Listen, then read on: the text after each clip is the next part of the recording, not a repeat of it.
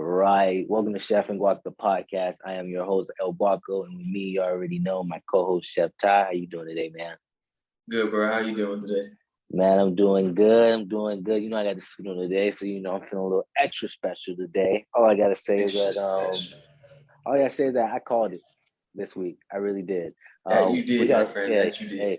Hey, I did. But look, we got a good show for you all today, and man, let's just honestly just get right into it. Sunday was the quintessential championship week. Like if I was to envision how I wanted this week to go, it went perfectly fine by my own, like standards. But let's just talk about this first game. Bengals and Chiefs 27-24, and then overtime thriller, man.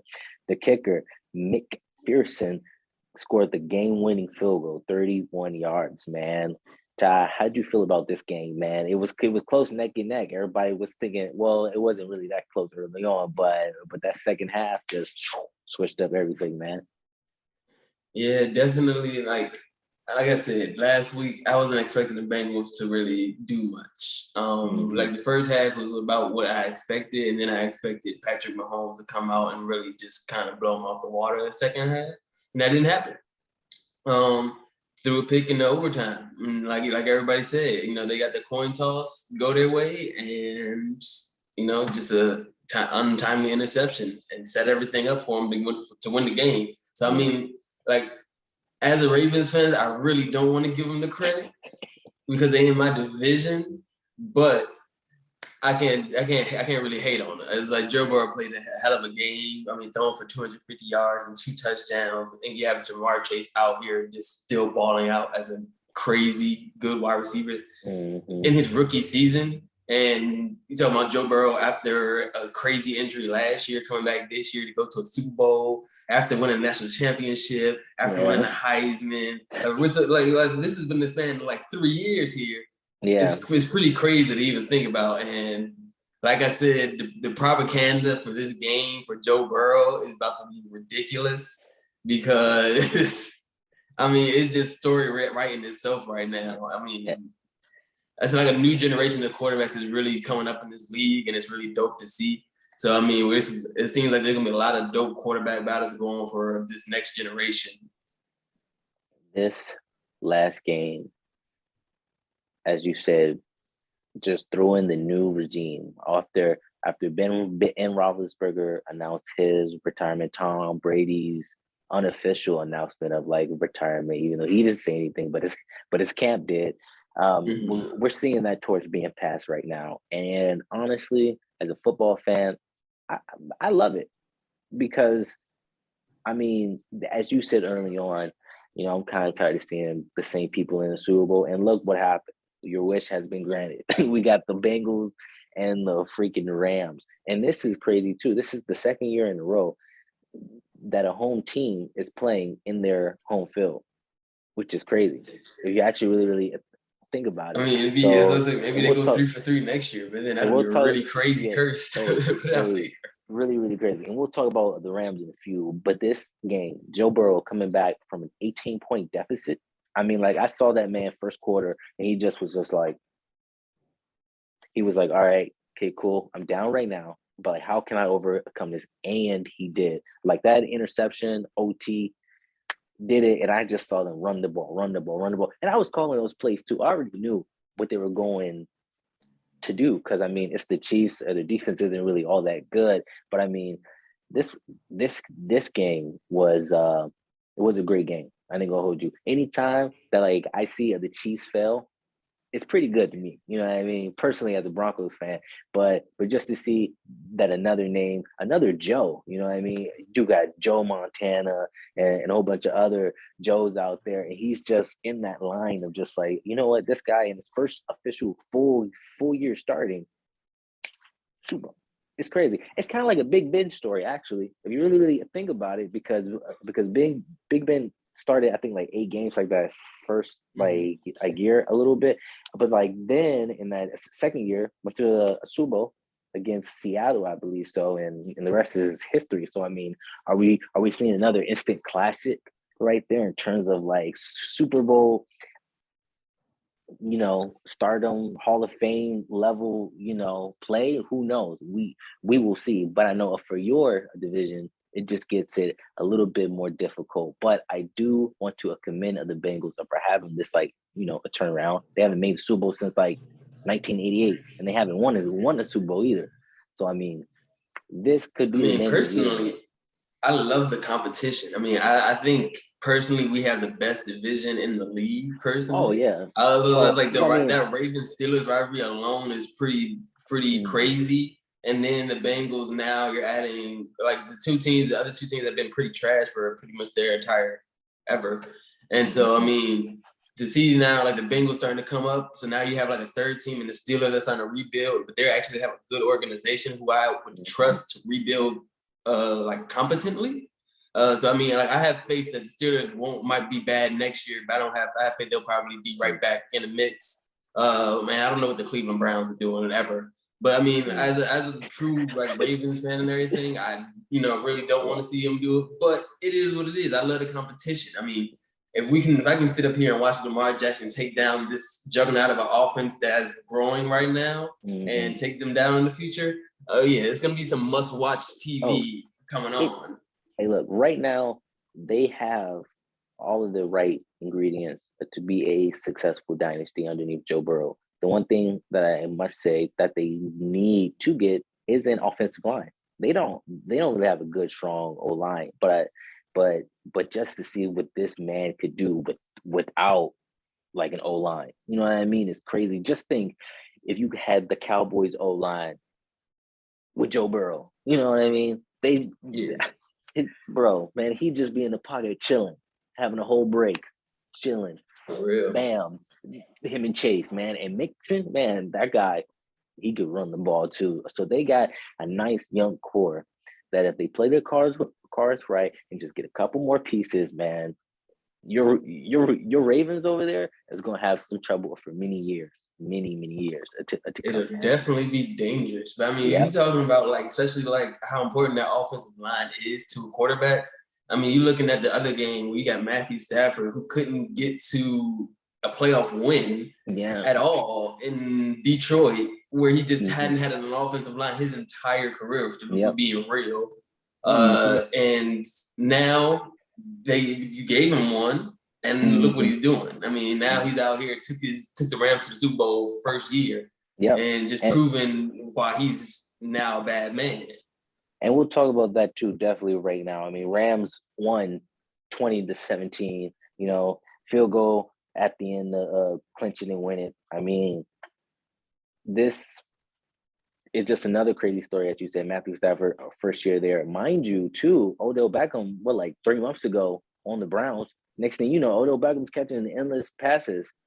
Probably had one of his best games in a couple years, honestly, pretty Nine much. And he was reception, out there. 113 yards, Yeah, 11 no. targets. Hey, man, this is the type of football that I love seeing, man. Just the man, and you got two different stories right here too, which is like great. You got the guy who's on the Lions, and a terrible organization. Next thing you know, boom, him and Sean McVay, and they're in the Super Bowl. They didn't beat the 49ers, in which Sean McVay has lost to them like 6 times in a row. So it's like, to actually overcome this and be there in the Super Bowl playing a home game. Like, this is just going to be a regular home game. Well, it's not going to be a regular home game, but it's like you're home. You get to chill out a little bit more. You got your Mm-hmm. family and stuff right there. Home This turf has another, advantage. this has a recipe of being another great Super Bowl, man. And man, I want Matt Stafford to win a ring. I do. I believe that Joe Burrow has like way more years ahead of him. He can win another ring, or excuse me, at least a ring. But this is Matthew Stafford's time. This is Odell Beckham's time. This is Aaron Donald's time to finally get that ring that they didn't get last time when they lost to the Patriots in the Super Bowl, man. So I'm excited. My money right now, we can do who we got going to the, winning it all. I'm gonna say the Rams, only because Mm-hmm. I feel as though it's that their defense is a little bit more, a solidified concrete. You got Jalen Ramsey, Von Miller, Aaron Donald. Like, you got some juggernauts over there, man. I think old Yeah, Joe Burrow that might defense be. is Hey, nasty. hey man, it might be how Cam Newton was in that 2015, Super Bowl. He was just getting whooped. And then it might be one of those situations in which Aaron and Vaughn are right there on that line, and they're like, you know what? I want this ring. Not now, but right now. So I mean, anything can happen any given Sunday. We gotta wait 2 weeks, but like I said, my money's on the Rams. I feel as though that they have the most complete team, and the story that I want is for Matthew Stafford to win a ring, because like, if he does that, he is already locked in Hall of Fame. I feel as though it's that he has a good For resume sure. right now, but I think that if he wins a ring, he'll be considered a first ballot Hall of Famer. I feel as though that would just put him into a little bit more It'll like, lock all it right, up. yeah, it will Mm. definitely lock it up, and it'll just be that example of like, you know what, Tom Brady last year went and did the same thing Matthew Stafford might do this year in his first season, go to a different place and win a ring on their home field. So I mean, my money's on the Rams, man. Who you got? I mean, I also have the Rams, and like I said, it's just a crazy storyline. I mean, the Rams, the way I see this matchup with the Rams versus the Cincinnati Bengals is kind of like a team that was bought versus a team that's built kind of thing. So it's like the Rams, this is a team that got built through the draft, drafting Joe Burrow, drafting Jamar Chase, and still building that team out. And then you have the Rams who have done what they needed to do, made the trades, made the signings, got the guys they needed to get to build an amazing team.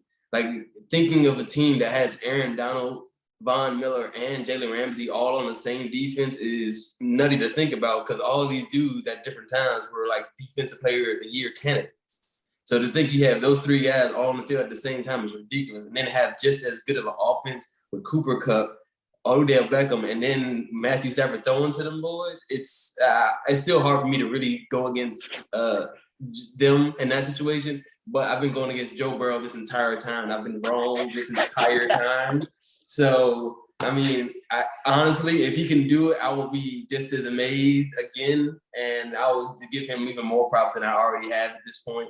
Because in order to beat a team this stacked and this good, like with this much experience as well, you're really gonna have to do something amazing, something that we almost really haven't seen before, something like Mahomes did essentially, where you're just gonna have to really show us something, show us what you really made of. And I think people were talking about it's gonna be a trash Super Bowl. I think honestly it could turn out to be one of the better Super Bowls in the past few years.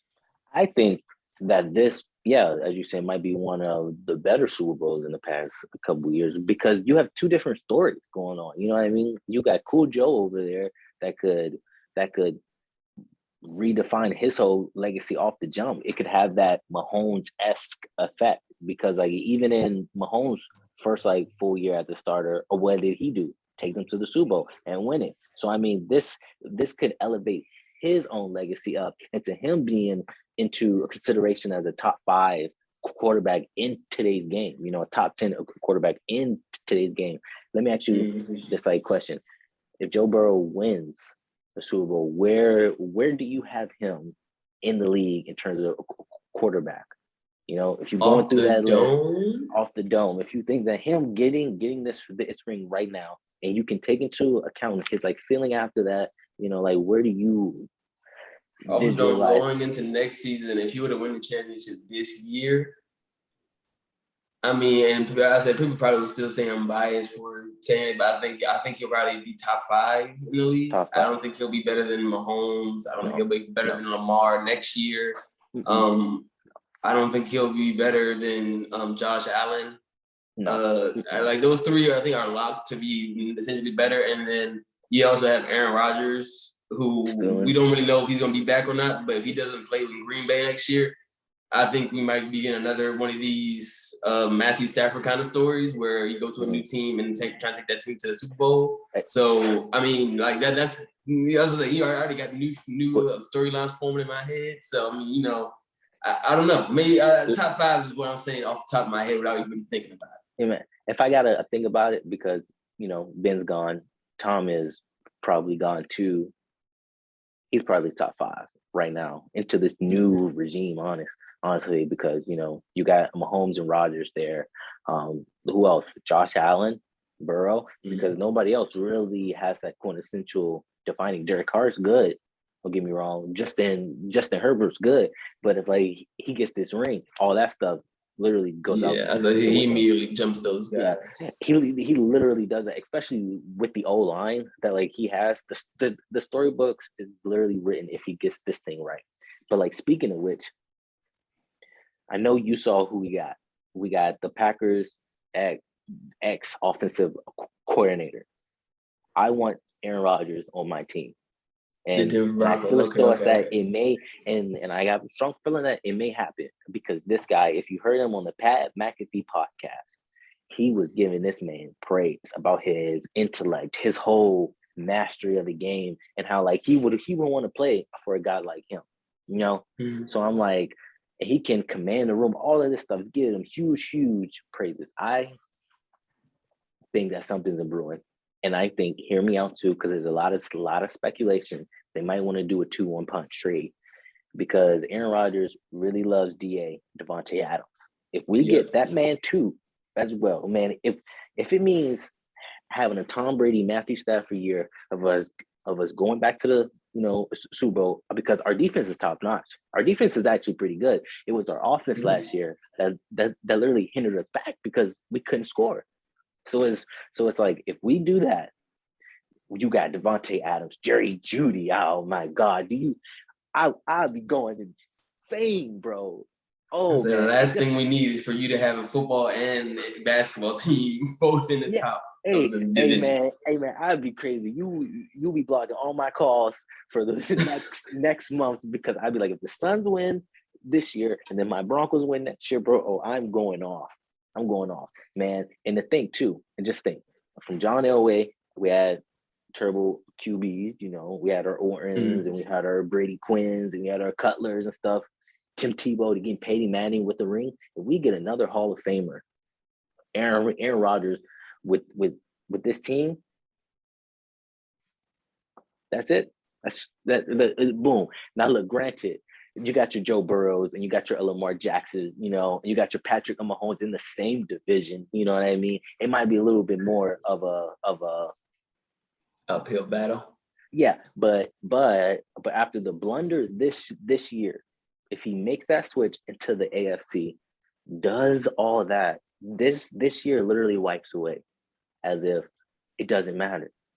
I mean, in reality, it really doesn't. Like, even the loss, I don't really, like, even though he didn't have an amazing game, I don't put it all on A-Rod anyway. No, I do. Well, I mean, I don't, but I do. I was like, I mean, it's still 50-50 for me. I give him some of the blame, but it's like the reason they're even in that position is because of him. Like, he's like for real been carrying that team for so long, and they haven't really built properly around him, like defensive, or really giving him enough of the weapons to really do something in the grand scheme of things. Yeah. So I mean, he's done great with what he has, but I mean, it hasn't been enough to produce more than one Super Bowl, right? So far, yeah, and that's it. Yeah, only so one. I mean, like I said, I mean, I would love to see him get a change of scenery. Like I've heard the Denver Bronco rumors, so I mean, hey, it'd be another one of those Peyton Manning kind of moves, and I mean, I would love to see it. I mean, we're talking about my Ravens potentially getting Antonio Brown. Antonio Brown wanted to play with Lamar Jackson anyway. So, I mean, if we're going to go out there on the limb and start trying to do whatever we can to get to the Super Bowl, I'm down for it. I mean, I don't think Antonio Brown is as crazy that everybody tries to make him out the scene. And if we're being honest, I think, he's just, I think if anything, he probably misunderstood. But, I mean... I mean, that's a lot of people in the world. I mean, that's what happens, when you get to certain levels of fame and things like that. People don't really understand anymore. No, he might be a little bit crazy, but like that man's work ethic is really, really good, I hear. Yeah, I was saying, we ain't gonna act like he ain't a 90 over Madden receiver out here. So I mean, that guy is a Hall of Fame potential QB. I know that he might not get in for a while. But like, if his career ends today, might not go in. But like, if he goes in next year and he keeps all of his off the field drama, and let's say you guys do get it. Let's say his like cousin, who like y'all have too, talk to him and be like, hey, yo, bro, let's really get it down. You know what I mean? Bam, man. I got y'all going to the AFC championship. You know what I mean? I mean, like your team isn't bad. You know, you just had a bad year. I think it was health this year for real, for real. Yeah, Like, we were honestly. unhealthy all year. Like it's like we had really bad injuries. I mean, we had games we ran out of cornerbacks. So I mean, Well, like it was like yeah, we were down bad at some points. and it's just been COVID too. So there's been a bunch of different factors going on this year that like if you look at the grand scope of like the NFL, it's not a bad problem. It's just that this year as well as last year, you know, we are still in a pandemic, and every single year that like we like, you know, get out of the new like, you know, medicines and stuff come out, you know, we'll have healthier players, and it'll be, you know, like your regular injuries, but not out for, you know, health and safety, you know, safety protocols or, you know, stuff like that. But I mean, I'm excited. We got 2 weeks to the Super Bowl. You know what I mean? Yeah, I'm Pro trying to Bowl do it. next week. Yep. You know, shoot, I'm trying to do a little seafood bro Super Bowl Sunday. You know, I did that bad boy last year, so I got to do it again this year. And big. yeah, Sounds like you better have a nice party at your place. Hey, shoot, hey, I'm about to throw it down. just like when the Rams better throw it down. That's Sunday too. Cause I just got my money on it, man. But anyway, that's gonna be our NFL portion.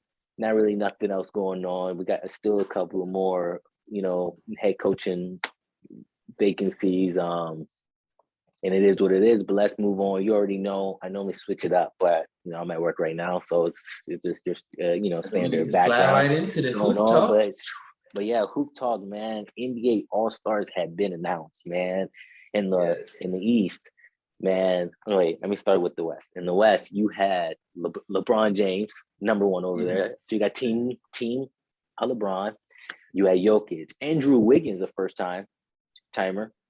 Shockingly up for me, Stephen Curry and John Morant. And I think I'm missing one other guy. Am I? No, I'm not. No, that's it. That's the 5. Yeah. That's the 5. And then in the East, you had KD, number one leader. You had team KD. And then after that, you had DeMar DeRozan, Trae Young. I'm going off the top of my head. Giannis. Giannis. Oh, yeah, man. And Joel. Are you happy or upset with these picks, man? Do you think I'm happy about these picks? I mean, a lot of these were gimmies. Like I'm glad DeMar was starting. DeMar definitely should be a starter. Yeah. Josh should definitely be a starter. Yeah. And I know he's getting a lot of slander for being in here. Andrew Wiggins, I was like, you know, we got to talk about it. But I mean, he's getting a lot of slander for being in here. You know, maybe should he be an all-star? Should he not be an all-star? And I've listened to a lot of different people's opinions on it. And I mean, honestly, like it's just kind of worked out this way for him. There's a lot of injuries for the top forwards in the Western Conference right now, especially. You're talking about like Paul George is out, Kawhi Leonard's out. Like these are 2 guys that are typically starting in an all-star game. They're both out. And you're talking about one of the hottest teams in the league, the Golden State Warriors, and he's the 3rd best player on that team right now. Maybe 2nd most nights, considering Draymond or Clay, depending on how they do. Yeah. So I mean, like it's not like he's been playing bad or anything. It's just, I mean, it's not exactly doing all-star type things. So I mean, I've listened to some people's point of views and wondering if we should do positionless all-star game. Which I mean, I wouldn't be mad at that either, because I mean, I don't see a reason why DeMar DeRozan, you couldn't slide DeMar DeRozan. I mean, not DeMar DeRozan, Devin Booker. I don't see a reason you couldn't slide Devin Booker into Andrew Wiggins' spot and, you know, start off the game like that. I mean, we ain't saying like don't even start a matchup. I was like, we ain't gotta have the best matchups going on. We're just going for entertainment at this point, for real. So I mean, you know, I think we could go positionless. Most of the NBA games are now positionless. I mean, you got LeBron playing center. So I mean, what is putting Devin Booker at the small forward for an all-star game really gonna do? So I mean, now look, I don't have a whole bunch of problems with it. But yeah, you are right. I mean, LeBron has been playing center for a majority of these games, but yet he's going in as a forward. You know what I mean? So it doesn't necessarily really matter, especially because like now, you know, people are going a little bit more with the whole small ball lines up and just stuff's changing overall. My issue is you got the number 1 seed in the league, right? And you have, as of right now, 0 All-Stars. But the second standing in the league has 2. Granted, I know Andrew Wiggins has had a good year, and I know Steph, is having a good year too. But here's the thing. Steph had this huge slide of games, right? You know what I mean? Huge. Yeah, and I know he's the fan coming votes with it. don't get it, man. And I'm just like, my man D Book don't get no love. CP3 ain't get no love. Now, granted, one of them might be a reserve. More than likely, probably both of them will. Yeah, I But think they both should be. but I just think that it was an injustice that these people are not woke enough to see that the Suns are playing good basketball. D Books is out there killing. You know what I mean? And granted, I'm not mad at the Jaw. I'm a rat. Pick. I had him as a reserve, but I mean, honestly, the way that he's been balling out, man, I can't be mad at that. But he's my MVP pick. So if he's a starter, I mean, that just proves to show that he is having a crazy season, But but then there's another issue that I have, and that's just not with my Suns, though. It's actually with your Cavs, because honestly, Trae Young should not be an all-star starter this year. Yes, he's having a good season, you know what I mean? But that man Darius Garland over there, man, and you guys are what, 4th, 3rd over there? I was like battling for first if we're being real. Well, honestly, yeah, I'm like battling for first, you know what I mean? So it's like, how are these people voting? And I know that the fan vote has a lot to give it, but look, mind you, these are the people that be having Klay Thompson as number 3 in the fan vote. You know what I mean? Kawhi Leonard, you know what I mean? KD when they're injured, you know what I mean? Like, people just be voting just to vote. I don't really think that there's a lot of people that are like watching these games, and I'm just a little bit upset, because I would love to see one of your Cavs in there as the starters, because if I had to choose and look at a story between first years, I don't want to see Andrew Wiggins up there getting the nod. I'd rather see Darius Garland or you know what I mean, like somebody else, you know what I mean? And it just hurts me, because I know that I'm watching these games and I see these guys balling out. I just hope that the NBA does not do some of these young players a disservice, man, because honestly, the Cavs have 2 guys that really do deserve to be all-stars this year. But that just goes to show that the talent in the NBA is just getting better and better. It's just getting expanded, which is not a bad thing. I just do think that the Trae and the Andrew Wiggins announcements are 2 of the probably, I would love to see those change. But look, who do you have as a reserve, man? Who do you think on both sides should get a nod, man? I mean, for the reserves, I mean, like you said, definitely for my Cavs, I mean, I think Darius Garland should be in there. If not Darius Garland, at least Jared Allen should be in there. One of the 2. Yeah. Especially because the All-Star game is in Cleveland this year. I mean, both of them, one of the 2 deserves to be in there. And I mean, you can make a case for both of them to be in there. And like you said, I mean, I could agree with Darius Garland being in there. The issue, I believe, with the whole fan voting at the end of the day is just the fact that it's a popularity contest, really. I mean, you had Trae Young in Atlanta. I mean, you're comparing Atlanta fans to Cleveland fans. I mean, those fans will get more active there. Yeah. So I mean, and it's the same thing. I mean, you also have guys like Donovan Mitchell. I mean, I know the Utah Jazz haven't been the Utah Jazz of last year, but the Utah Jazz have been solid, and Donovan Mitchell has been playing pretty good so far this season. For him not to really be even amongst the top of the top in like the votes this year is kind of wild, and kind of wild seeing some of the guys that were on top of him. I don't have the list in front of me right now to go off the top of my head and tell you, but I mean, I think he should be another one of those guys that should be on the reserves. And I was going to say Rudy Gobert, because I do feel like defensively Rudy Gobert should be in there as one of the best defenders, and I feel like he's improved his offensive game this year.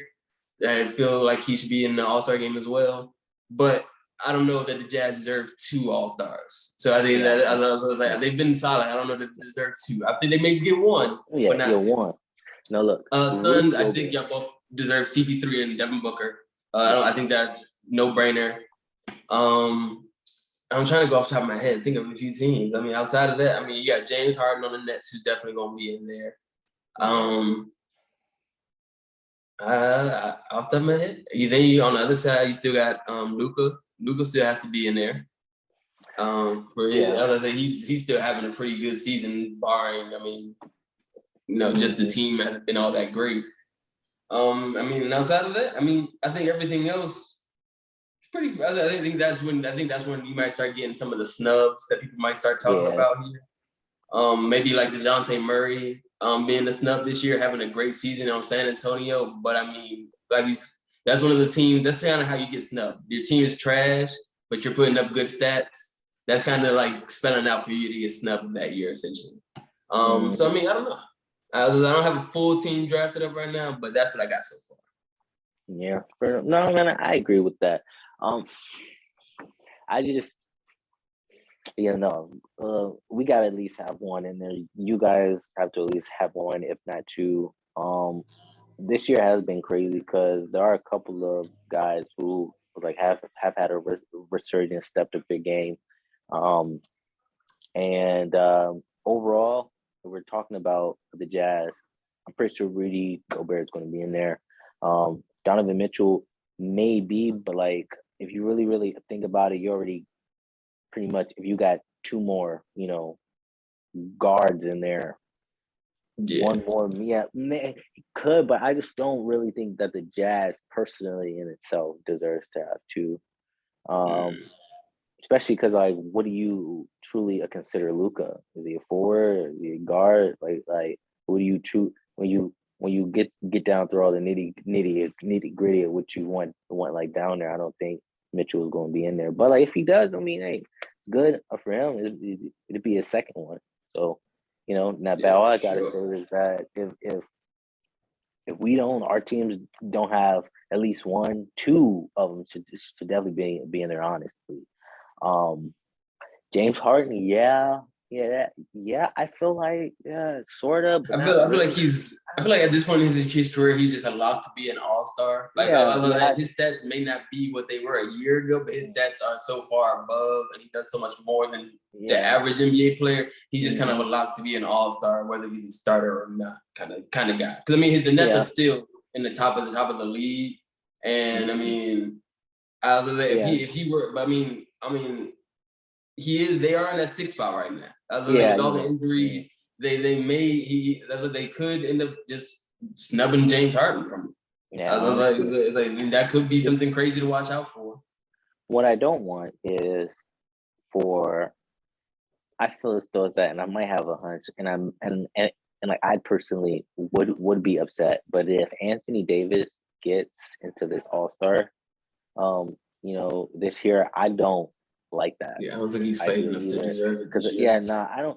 A lot of guys out due to injury, but like the way that the Lakers are playing, they don't deserve to have multiple All-Stars. They really only deserve to have 1. When you look at team record and team success, that should really be another key factor too. Because I mean, it's just like the James Harden effect. It's a James Harden, the Russell Westbrook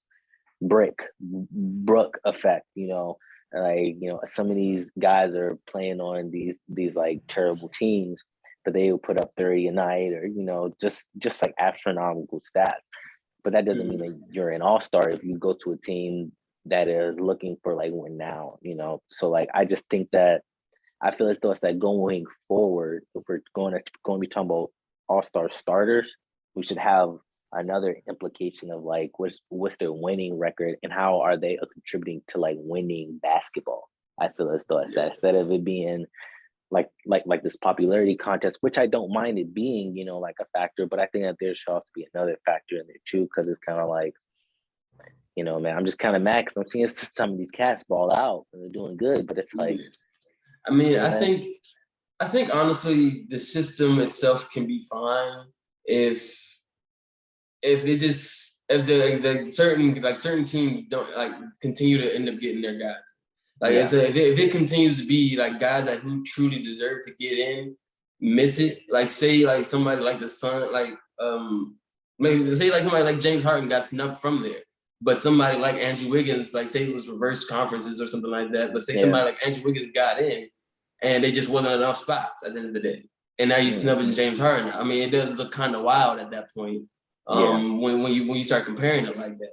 But I mean, at the end of the day, I mean, it's for the fans. It's for fun. It's for entertainment purposes. Really, it's not really like it's going to all that matter. And like at the end of the day, you still have guys who may end up starting anyway because you have guys like KD who probably won't be playing in the game. Yeah. I was like, he's still out, and I assume he's probably gonna be out past the All-Star weekend. So I mean, he'll probably get a replacement, and who knows who that'll end up being. But I mean, I think.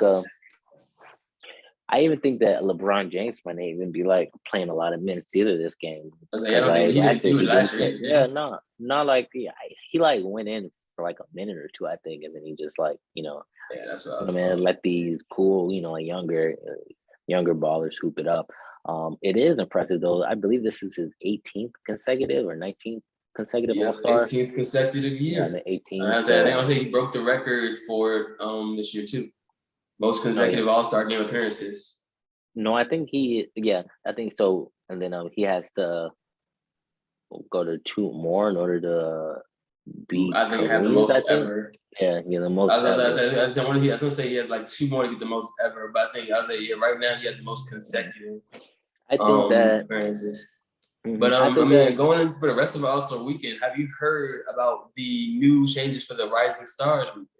For the rookie sophomore game. I saw it. I just didn't read it all, honestly.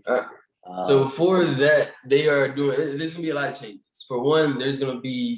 I want to say there's gonna be a few different teams. Essentially, what they're gonna do is have.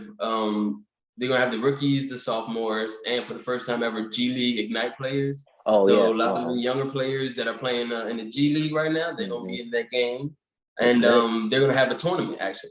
So they're gonna have, I want to say 2 games. They're both gonna go to 50, and then the final game they're gonna have is gonna go to 75. I mean, gonna go to 25, and then the total will be 75, going for 75 anniversary. Nice. And in between that, they said they're gonna be doing like a legendary shots challenge. So they'll have like legendary spots on the floor. I'm guessing that they'll be shooting from to try to recreate the shot or whatnot. And I don't know. I mean, there's a lot of changes that I guess make it more interesting. It is one of the less interesting things of All-Star Weekend. Yeah. But I mean, I always find it interesting watching the younger guys do some pretty amazing things and seeing the next generation coming up in the league. I do like this idea because the NBA has really been doubling down on their whole development league. And I think it's really good for those younger guys that are trying to get, drafted, stuff like that, to have that, NBA Ignite team in there, because that'll just draw in a little bit more, people's interest, especially how they're doing it with that tournament style. That sounds pretty nice. Like, I'm like, oh yeah. Did you see the new uniforms though that they got going out? Them joints looking decked out. I like the celebrity game joints, honestly. Because they do look nice. I haven't seen the celebrity game ones. I didn't even think there was gonna be a celebrity game coming. To be honest with you, no, I didn't know COVID. I wasn't expecting there to really be one. But I mean, cool if we do get one. But I did see those jerseys for the All-Star game. I mean, honestly, I feel like they look like every year, like the same last few years, where it's just kind of one's blue, one's red, or it's some variation. One year they had like black or white. You remember? Like 1 year. I was like, and they had the jersey. They had the team logo on the front. I said they have one thing like that. I don't know. I hope they don't have the big NBA logo on the front. I hope they don't have that, because I think that ugly. I hope it's the actual team logo. I think that at least look better. Yeah. Like, I don't know. I'll have to once they release everybody's regular jersey store that, but just the front of it looks nice, not bad overall. But hey, All-Star Weekend's coming up, Super Bowl's coming up. We got a lot of cool, interesting stuff to talk about going forward. But that's pretty much all the news right now. NBA season is still revving up. it's almost at like its halfway mark, and now it's kind Yes. of getting the nitty gritty of like we see a couple of these teams that are like branching out in front of the pack, which is good. And the East has been balling as like ever.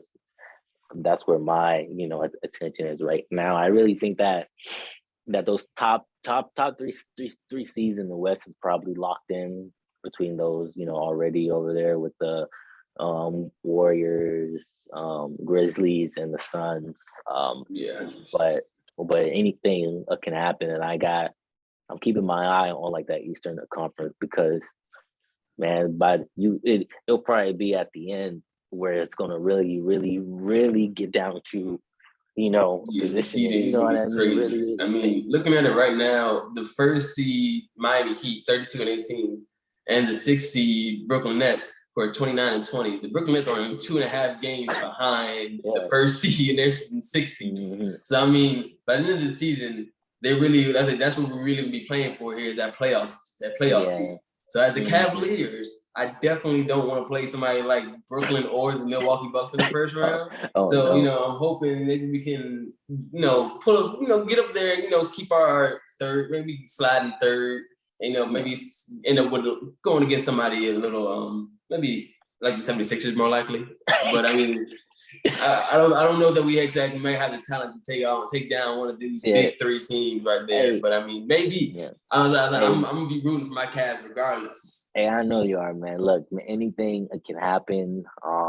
It is a regime going on with a lot of this youth talent. So I mean, anything can happen. Just like with the Bengals, nobody was like thinking that they were going to win the well, not win. I ain't gonna say that they're gonna win it, but you know what I mean. Just to get there, go to Super. So I mean, it's look, man. This season, both NBA and just like NFL has definitely a surprise for me.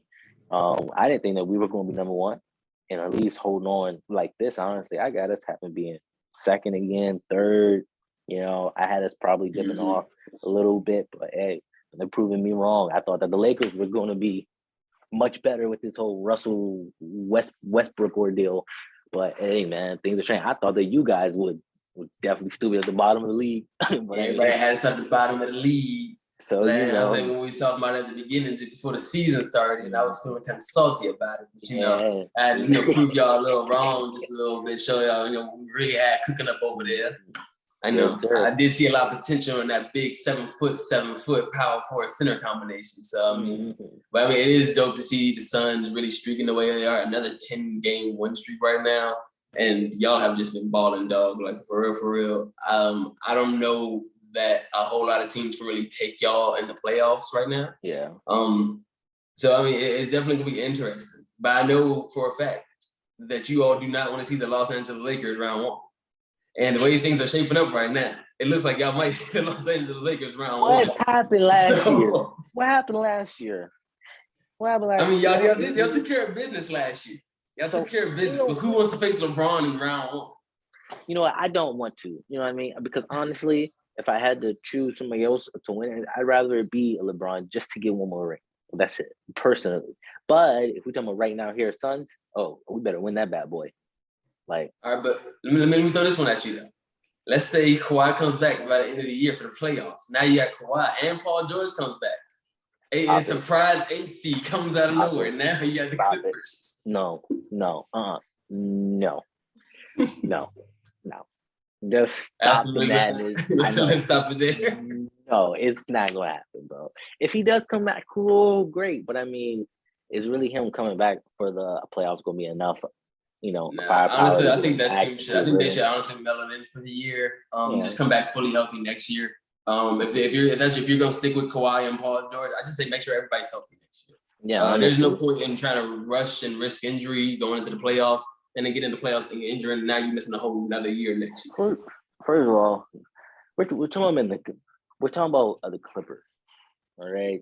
So it's not like it's like one of these bigger other juggernauts, even though they are pretty good when like everybody's healthy. But I mean, you can afford to rest these like players and give them another year. You guys' legacy as a franchise is nothing more than a laughing stock at this moment. So I mean, if you rush these guys back and then they have a serious injury, they're just gonna be laughing at you guys even more. So I mean, let's just let you everybody develop the guys around you. Yeah, Around shoot, you. man. I mean, that's what you're gonna need to win a championship at the end of the day.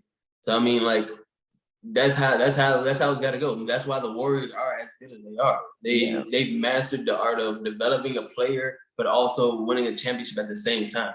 You have a guy like Jonathan Kuminga getting solid minutes as a second or first year player, I think, and Jonathan playing. King, I was like, his first year playing well. I mean, I was like, hey, this is from the G League. He was just on the G League Connects last year. Yep. So I mean, like I was like, they're doing a really good job of developing players. They have Andrew Wiggins playing the perfect situation. They have Jordan Poole out there balling like a third splash brother at some nights. So I mean, there's definitely ways to handle.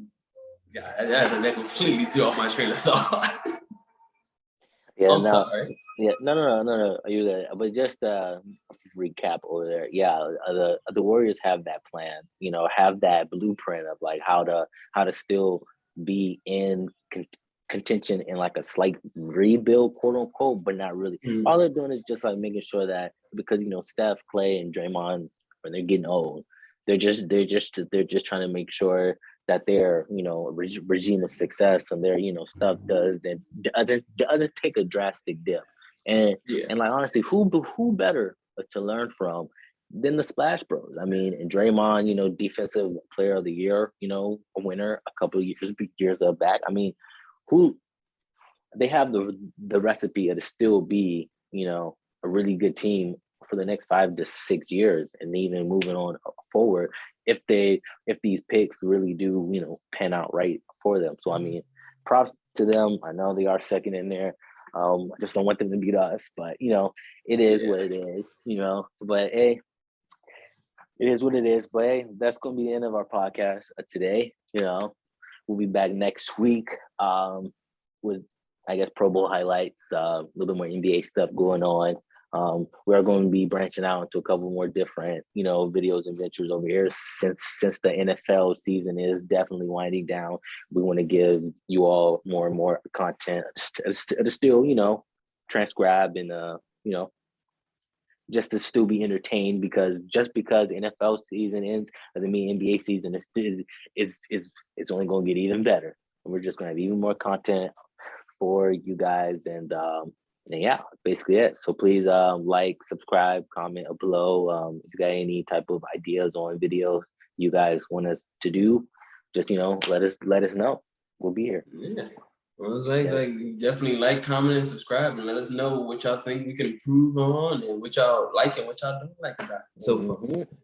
Yes, sir. But hey, Chef Todd, it's been wonderful, man. I'll see you next week. El Guago signing off. All right, dog. See you in the next one.